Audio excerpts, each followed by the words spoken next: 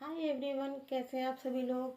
Friends, आज की नई रेसिपी लेकर आई हूँ। आज हम बनाने वाले हैं लिट्टी चोखा। बिल्कुल ऑथेंटिक तरीके से बनाएंगे जिस तरह से गांव में बनता है। तो इसके लिए यहाँ पे मैंने एक बैगन, 3 टमाटर और 8 से 10 लहसुन की कलियाँ ले ली है। अब सबसे पहले इसे हम यहाँ पे इस तरह से चीरा लगा देंगे। देखेंगे कि बैगन अंदर से सही है या नहीं, क्योंकि बैगन में कीड़े होते हैं। तो जब भी आप कभी इस तरह से चोखा बनाएं तो इसे ज़रूर कर लें। इस तरह से अंदर से देख लेते हैं ये साफ़ है कि नहीं। ये एकदम साफ़ है।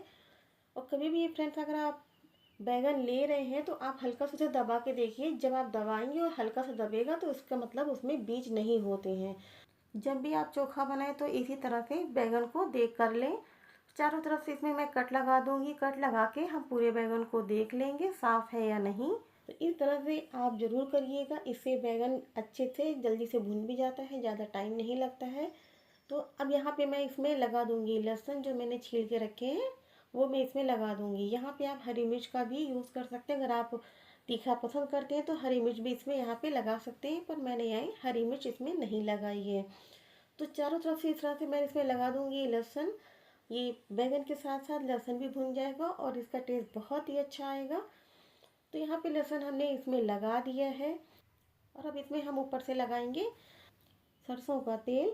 तो बैगन को चारों तरफ से इस तरह से हमें घुमा के लगाना है। जैसा आप देख रहे हैं इसी तरह से आप पूरे में इसे लगा लीजिए। इस तरह से जब हम लगा लेते हैं तो इसका छिलका जब निकालते हैं तो बहुत ही आसान तरह से इसका छिलका निकल जाता है। यहाँ पे अब हम टमाटर में भी इस तरह से लगा लेंगे। सभी टमाटर में हमने ऑयल को लगा लिया है। अब हो गई है हमें तैयारी। अब हम चलेंगे गैस की तरफ। गैस पे मैंने पहले से जाली रख दी है। इस तरह से आप जाली रख दीजिए और उसके ऊपर से हम बैगन को रख देंगे और स्लो फ्लेम पे इसे पकने देंगे। जब ये थोड़ा एक तरफ से पक जाएगा तब इसे हम घुमा देंगे।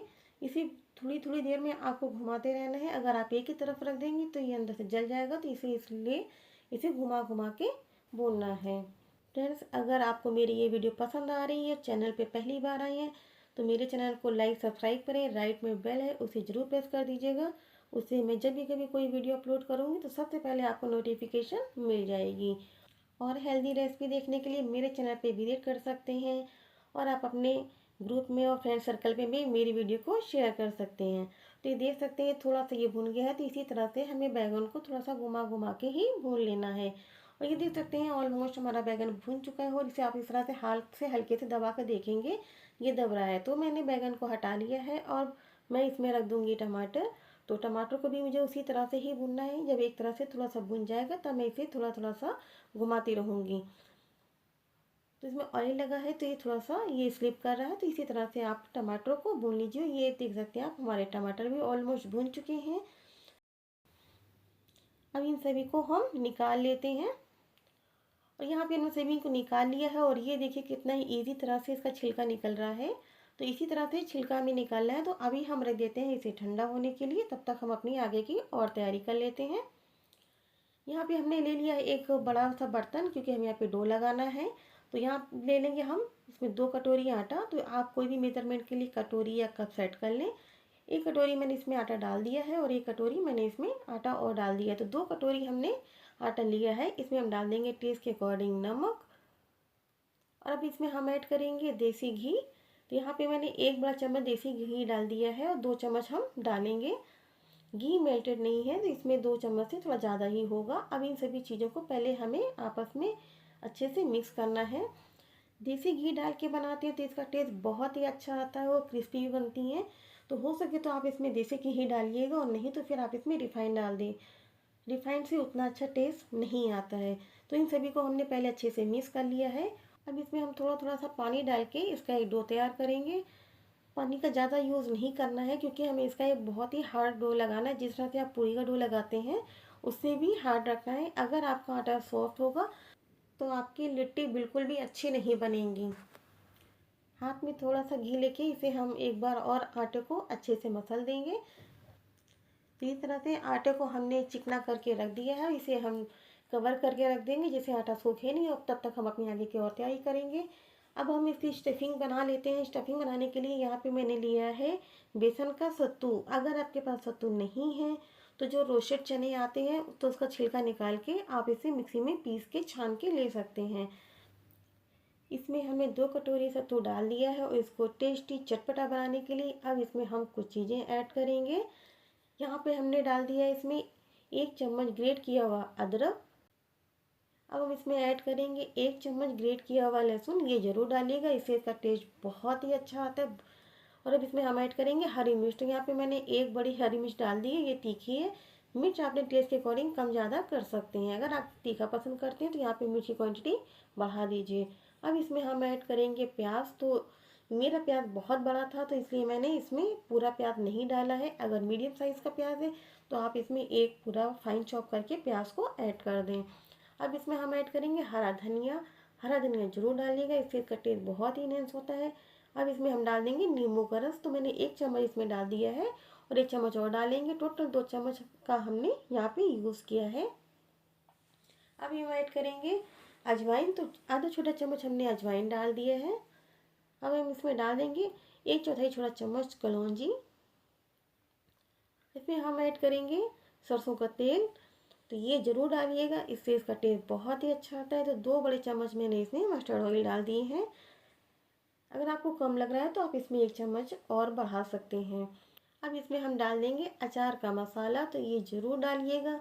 तो मेरे पास बाज़ार का ही अचार था तो मैंने उसे निकाल के डाल दिया है। अगर आपके पास घर का अचार है तो आप इसमें 1 बड़ा चम्मच अचार मसाला डाल दीजिए और अचार का ऑयल भी इसी में आप डाल दीजिए। जो मैंने स्टार्टिंग में ऑयल डाला था उसे ना डाल के आप ये ऑयल डाल सकते हैं। टेस्ट के अकॉर्डिंग डाल देंगे नमक। और ये जो चम्मच में अचार लगा हुआ था तो मैंने इससे भी इसी में डाल दिया है, साफ कर दिया है। और अब इन सभी चीज़ों को हम अच्छे से मिक्स कर लेंगे। जब आप इस तरह से इसकी स्टफिंग तैयार करते हैं तो यकीन मानिए आप सारे पुराने तरीके भूल जाएंगे और ये बहुत ही ज़्यादा टेस्टी एंड यम्मी बनती है। तो इन सभी चीज़ों को पहले हम अच्छे से इस तरह से मिक्स कर लेंगे। इसमें पानी का बिल्कुल भी यूज़ नहीं करना होता है, इसे इसी तरह से सूखा ही मिक्स करते हैं। अगर आपको ज़रूरत लगती है तो आप थोड़ा सा 1 चम्मच ऑयल और बढ़ा दें। तो ये हमने मिक्स कर लिया है। मिक्स करने के बाद इसमें आप यहाँ पे एक बार नमक टेस्ट कर सकते हैं कि नमक कम ज़्यादा हो या कुछ भी कम ज़्यादा हो तो आप इसमें ऐड कर दीजिए। तो ये एकदम परफेक्ट तैयार हुआ था। चलिए हम फिर अपनी आगे की तैयारी करें। इसे मैंने छिलके उतार दिए हैं, देख रहे हैं। मैं इसे एक बार और खोल के चेक कर लूँगी कि अंदर से कीड़े तो नहीं है, क्योंकि ऊपर से तो नहीं दिख रहे थे। तो यहाँ मैंने इसे इस तरह से चाकू के हेल्प से इसे खोल के अच्छे से देख लिया है। बैगन को भूनने के बाद जब ये ठंडा हो जाए, छिलका निकाल दें, तो इसे एक बार दोबारा से अच्छे से चेक कर लें। अब इन सभी चीज़ों को हम डाल देंगे एक मिक्सिंग बाउल में, क्योंकि यहाँ पे हमें इन सभी चीज़ों को भी अच्छे से मैश करना है। तो अगर छिलका आपको लगा दिख रहा है तो छिलका हटा दीजिए। छिलका हटा के इन सभी चीज़ों को मैंने इसमें डाल दिया है। अब हम टमाटर भी डाल देंगे। सारे टमाटरों को हमने इसमें डाल दिया है। इस तरह से खोल के टमाटर भी चेक कर लिए हैं और चाकू की हेल्प से पहले इसे मैं छोटे छोटे से चंक्स में कर लूँगी। तो इस तरह से अगर आप कर लेते हैं तो आपका जल्दी तैयार हो जाता है। और अब एक पोटैटो मैशर की हेल्प से मैं इसे इस तरह से बिल्कुल अच्छे से मैश कर लूँगी। इससे काम बहुत जल्दी हो जाता है। तो अगर आपके पास इस तरह से मैशर है तो आप इसे एक बार ज़रूर कर लें, या तो फिर आप हाथ की हेल्प से इसे कर सकते हैं। और ये मैश हो चुका है। अब चलिए इसे पहले हम चम्मच से इस तरह से बीच में कर दें सारा। और ये जो लहसुन आप देख रहे हैं बड़ा बड़ा, तो इसे चम्मच की हेल्प से आप इस तरह से मैश कर सकते हैं। मेरा बेटा नहीं खाता है तो इसलिए मैंने चम्मच की हेल्प से इसमें मैश कर दिया था, जिससे उसे पता न चले। और अब इसमें हम डाल देंगे एक हरी मिर्च। तीखा आप अपने टेस्ट के अकॉर्डिंग यहाँ पे कम ज़्यादा कर सकते हैं। अब इसमें हम ऐड करेंगे लहसुन। तो इसमें भी हम डालेंगे लहसुन, ये ग्रेट कर लिया है। इसका टेस्ट बहुत ही अच्छा आता है, तो एक बार ज़रूर डालिएगा। अब इसमें हम डाल देंगे अदरक। तो अदरक भी मैंने इसमें आधा छोटा चम्मच डाल दी है ग्रेट करके। अब इसमें हम ऐड करेंगे प्याज। तो यहाँ पे एक प्याज मैंने इसमें फाइन चॉप करके डाल दिया है। हरा धनिया डाल दिया है। अब हम ऐड करेंगे टेस्ट के अकॉर्डिंग नमक। तो नमक आप अपने टेस्ट के अकॉर्डिंग डालिएगा। मस्टर्ड ऑयल डालेंगे तो 1 बड़ा चम्मच मैंने इसमें डाल दिया है। 1 बड़ा चम्मच हम और डाल देंगे, तो 2 चम्मच मैंने इसमें भी मस्टर्ड ऑयल का यूज़ किया है। अब इसमें हम ऐड करेंगे आधा छोटा चम्मच लाल मिर्च। मिर्च की क्वान्टिटी आप अपने टेस्ट के अकॉर्डिंग यहाँ पे बढ़ा लीजिए। अब इन सभी चीज़ों को हम अच्छे से मैश करेंगे। तो इस तरह से जब आप चोखा बनाते हैं बहुत ही ज़्यादा टेस्टी बनता है। तो इसे तो आप बना के आप पराठे के साथ भी इंजॉय कर सकते हैं, क्योंकि मेरा बच गया था जब मैंने पराठे के साथ खाया तो बहुत ज़्यादा टेस्टी लग रहा था। फ्रेंड्स, हमारा चोखा बन के तैयार हो चुका है। चलिए अब हम इसके लिए बनाते हैं चटपटी सी चटनी। यहाँ पे मैंने ले लिया है मिक्सी का जार। अब इसमें हम ऐड करेंगे हरा धनिया। तो ये लगभग 1 कप के आसपास हरा धनिया आपने इसमें डाल दिया है। अब हम डाल देंगे इसमें मिर्च। तो आप कितना तीखा पसंद करते हैं उस हिसाब से इसमें मिर्च डाल दीजिएगा। मेरी मिर्च बहुत ज़्यादा तीखी थी तो मैंने इसमें 4 से 5 हरी मिर्च इस तरह से तोड़ के डाल दी। इस तरह से डालने से मिर्च जल्दी पिस जाती है। अब इसमें हम ऐड करेंगे टमाटर। तो यहाँ पे 1 बड़ा टमाटर का मैंने यूज़ किया है। टेस्ट के अकॉर्डिंग डाल देंगे नमक। अब हम ऐड करेंगे इसमें खड़ा जीरा। तो आधा छोटा चम्मच खड़ा जीरा डाल दिया है। थोड़ा सा पानी डाल के इसके हम एक तीखी सी चटनी बना लेंगे। इसे फाइन पीस लेते हैं। ये चटनी हमारी बन के तैयार हो चुकी है। इसे हम निकाल लेंगे एक बाउल में। और चलिए हम आटा खोल के चेक कर लेते हैं। और इसे एक बार फिर से हम अच्छे से मसल लेंगे, चिकना कर लेंगे। तो इस तरह से मसलने के बाद तो यहाँ पे सबसे पहले हम इसके पेड़े निकाल लेते हैं। तो जितनी बड़ी आपको बाटी बनानी उस हिसाब से पेड़े निकाल लीजिए, ज़्यादा बड़ी मत रखिएगा। जिस तरह से रोटी का पेड़ा होता है उससे थोड़ा सा छोटा आप पेड़े इसे इस तरह से निकाल लीजिए। तो यहाँ पे पहले हम सारे पेड़े निकाल लेंगे। सारे पेड़े निकाल लेने से एक जैसे ही रहते हैं और स्टफिंग करने में जल्दी से हो जाता है। यहाँ पे हमने सारी पेड़े निकाल ली हैं। अब इसी तरह से हम कर लेंगे चिकना। चिकना करने के बाद इस तरह से सूखे आटे में डस्ट कर देंगे। जितना भी एक्स्ट्रा आटा है वो हमने हटा दिया है। इसे हम कटोरी का शेप देंगे। जिस तरह से हम आलू की पूड़ियाँ या पराठे बनाते हैं तो उसी तरह से इसे इस तरह से हम पहले बड़ा कर लेंगे। अब इसमें हमने जो लिट्टी के लिए स्टफिंग तैयार करके रखी है उसे इस तरह से हम इसमें भरेंगे। थोड़ा सा मैंने और बड़ा कर लिया क्योंकि मुझे थोड़ा छोटी लग रही थी। तो इस तरह से करने के बाद अब इसे हमें भरना है। तो किस तरीके से भरेंगे ये आप ज़रूर देखिएगा। इसे इस तरह से दबा दबा के भरना है। अच्छे से दबा दीजिएगा। अगर कहीं से भी इसमें एयर रह जाती है तो फिर आपके बीच में सॉफ्ट सी बन जाएगी और दबी दबी सी होगी, तो एकदम गोल परफेक्ट शेप में नहीं आएगी। तो इसलिए इसको इस तरह से दबा के ही इसकी स्टफिंग करनी है। चारों तरफ से हम इसे उठाते हुए ऊपर ले आएंगे। तो आप देख रहे हैं मैं इसे दबाती भी जा रही हूँ, बीच में दबा के इस तरह से ऊपर तक मैं आटा ले आई हूँ। और अब इसका इस तरह से हम मुंह बंद कर देंगे। और अच्छे से यहाँ पे आपको प्रेस करके दबा के बंद करना है। अंगूठे की हेल्प से दबा दीजिए। और इसमें ज़्यादा आटा नहीं बचा था इसलिए मैंने उसी में आटे को मिक्स कर दिया है। अगर आपका ज़्यादा आटा बचता है तो आप उसे निकाल सकते हैं। तो ये तरह से ये तैयार हो चुकी है। दूसरा भी हम ले लेंगे उसी तरह से। पहले हम इसे चिकना करके इसकी लोई तैयार करेंगे। सूखे आटे में डस्ट करेंगे। सूखे आटे में डस्ट करने के बाद इसकी भी हमें कटोरी तैयार कर लेंगे। कटोरी तैयार हो चुकी है तो अब इसकी भी हम स्टफिंग कर लेंगे। तो उसी तरह से ही दबा दबा के मुझे भरना है। तो इस तरह से दबा के ही आपको इसे भरनी है। तो पहले आप इसमें रख देंगे और उसके बाद उंगलियों से प्रेस करेंगे अच्छे से। और फिर जो भी आपको दिख रहा है ऊपर से खाली, तो फिर इस तरह से हम इसमें और एक्स्ट्रा ऊपर से रख के दबा देंगे अच्छे से। तो स्टफिंग आप देख लीजिए अच्छे से। अगर आपने इस तरह से नहीं बनाई तो आपकी लिट्टी गोल ना होके ये चपटी सी बन जाएगी। इसीलिए मैं आपको बता रही हूँ कि मैं इसे आपको किस तरह से भरनी है। और उठाते हुए हम ऊपर से ले आएंगे दबाते हुए और इसको भी हम इस तरह से बंद कर देंगे। तो इसका भी आटा मैंने नहीं निकाला है क्योंकि आटा ज़्यादा नहीं बचा था। जो थोड़ा सा बचा था वो मैंने उसी में ऊपर से दबा दिया है। बस इस तरह से हम अपनी सारी बाटियां तैयार कर लेते हैं। और फ्रेंड्स ये सारी बाटियां हमारी बन के हो चुकी हैं तैयार, जैसा कि आप देख ही रहे हैं।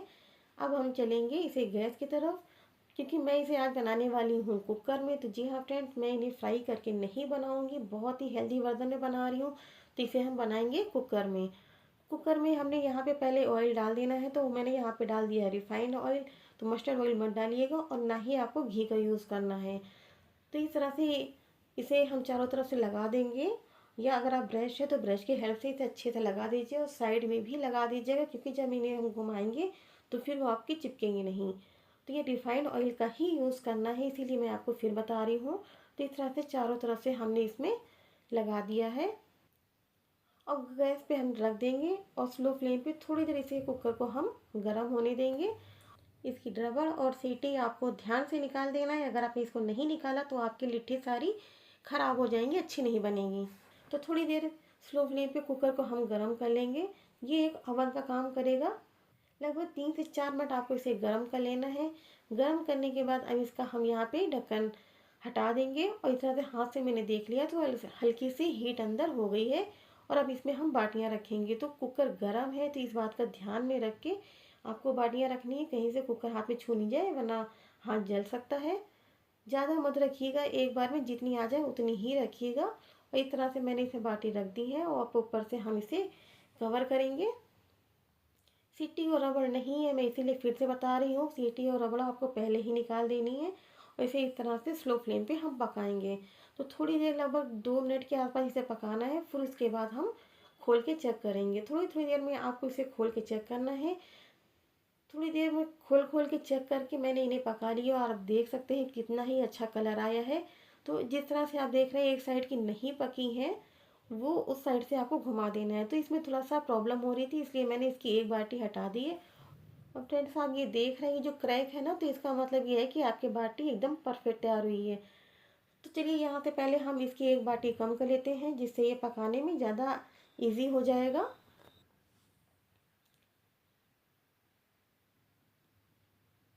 जिस साइड से नहीं पकी है तो वो थोड़ा मैं घुमा दूंगी, पका वाला ऊपर कर दूंगी, और इस तरह से मैं करके फिर मैं इसे कवर करके गैस पे रख दूंगी।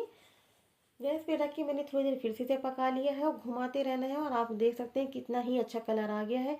तो जिस तरह से आपको लग रहा है कि नहीं पकी है, तो उधर से घुमा के आप इसे इस तरह से बना सकते हैं। और ये देखिए कितना ही अच्छा कलर आया है, क्रैक भी आए हैं, बिल्कुल लग रही है जिस तरह से चूल्हे में बनती हैं। और इसमें बिल्कुल ना ही मैंने ऑयल का यूज़ किया है, सिर्फ 1 चम्मच ऑयल में मैंने इन्हें बनाया है, और कितनी ही ज़्यादा ये हेल्दी वर्जन में तैयार हुई है। फिर से मैं इसमें 1 चम्मच ऑयल डाल के, और जो मेरी बची हुई बाटियां हैं उन्हें भी मैं सारी तैयार कर लूँगी। यहाँ पे थोड़ी सी क्लिप मेरी मिस हो गई है। फ्रेंड, बहुत ही टेस्टी यम्मी सा लिट्टी चोखा बन के तैयार हो चुका है। तो कैसी लगी आपको मेरी रेसिपी, कमेंट करके ज़रूर बताइएगा। बनाइए, खाइए, इंजॉय कीजिए। मिलते हैं नेक्स्ट वीडियो में फिर कुछ नया लेकर, तब तक के लिए tata bye bye, take care.